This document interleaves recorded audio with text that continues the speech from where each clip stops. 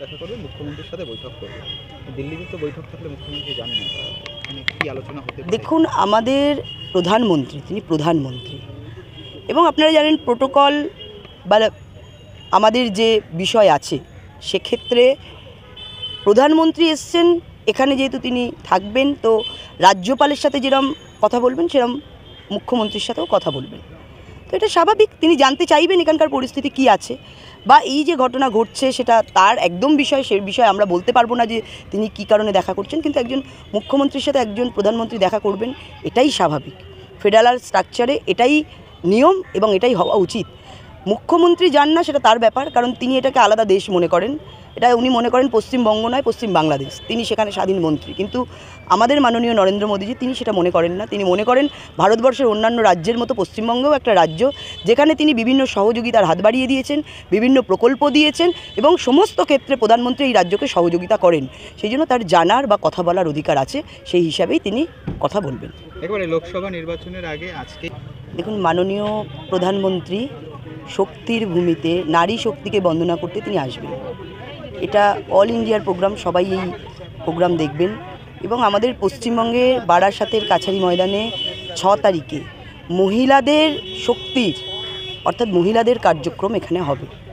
তো সেই নারী শক্তির বন্দনা করতে, কারণ মাননীয় মোদীজি 33% আরক্ষণ থেকে শুরু করে বিভিন্ন প্রকল্প থেকে শুরু করে মাতৃত্ব ভাতা থেকে শুরু করে বিভিন্নভাবে মহিলাদের এগিয়ে রেখেছেন এবং আইন প্রণয়নের অধিকারও তিনি দিয়েছেন। তিনি স্বভাবতই সারা ভারতবর্ষের ন্যায় পশ্চিমবঙ্গেও নারী শক্তিকে আরও বেশি শক্তিশালী করার জন্য, ঐক্যবদ্ধ করার জন্য, নারী শক্তিকে বন্দনা করার জন্য, তাদের উৎসাহিত করার জন্য, তাদের শক্তিকে নমন করার জন্য, জানানোর জন্য তিনি এই বারাসাতের কাছারি ময়দানে 6 তারিখে আসছেন। এবং আজকে 1 তারিখে, 2 তারিখে কৃষ্ণনগর এবং 6 তারিখে এই বারাসাত কাছারি ময়দানে মাননীয় প্রধানমন্ত্রী মোদীজির প্রোগ্রাম হবে। স্বভাবতই আজকে আমাদের বৈঠক ছিল বারাসাতে, এবং আজকে আমরা এখানে এই বারাসাতের কাছারি ময়দান আমরা এখানে দেখতে এসেছি কিভাবে আমাদের সেদিনকে এখানে বিভিন্ন প্রস্তুতি হবে, কোথায় মঞ্চ হবে, কোথায় ব্যবস্থা ভিআইপি বা অন্যান্য হবে, সেই বিষয়ে আমরা আলোচনা এবং সরজমিনে খতিয়ে দেখার জন্য আমরা এখানে এসেছিলাম। একেবারে আজকে আরামবাগের সভা শেষে স্বাভাবিক, কারণ এই পশ্চিমবঙ্গে আইনের শাসন নেই, শাসকের আইন লাগু করেছে। আমরা স্বাধীন ভারতবর্ষে আছি ঠিকই, কিন্তু আমরা 75-এর ইমার্জেন্সি দেখেছিলাম, বর্তমান এই পশ্চিমবঙ্গে অঘোষিত ইমার্জেন্সি চলছে।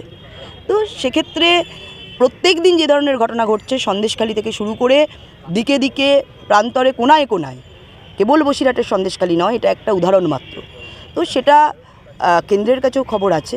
সেই জন্য মানুষের মনোবল বাড়ানোর জন্য, তাদের সুরক্ষা সুনিশ্চিত করার জন্য এই কেন্দ্রীয় বাহিনী মার্চ করছে। এই সভা থেকে সন্দেশখালীর জন্য কি বার্তা থাকবে? সন্দেশখালী, দেখুন, এটা সন্দেশখালীর সভা নয়, এটা এই শক্তির ভূমিতে নারী শক্তিকে বন্দনা করার জন্যই মাননীয় প্রধানমন্ত্রীজি আসছেন। এটা একদম নারী শক্তির উদ্দেশ্যে, নারীদের উদ্দেশ্যেই তার এখানে আসা, এর সাথে সন্দেশখালীর কোনো সম্পর্ক নেই। Thank you.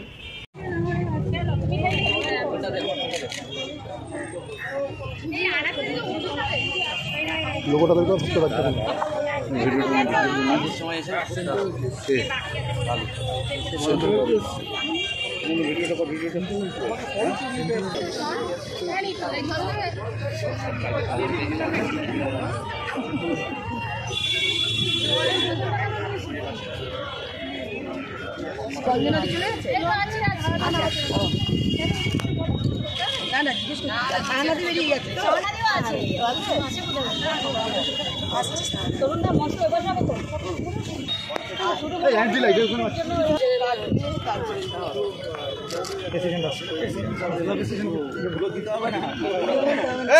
শোনেন দিদি,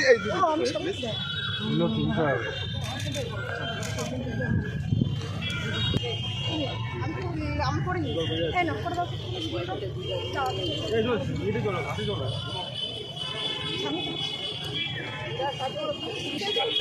সামনে দাঁড়িয়ে করো না। আরে তুই এখানে চন্দন এখানে। হ্যাঁ, কাউন্টার আছে।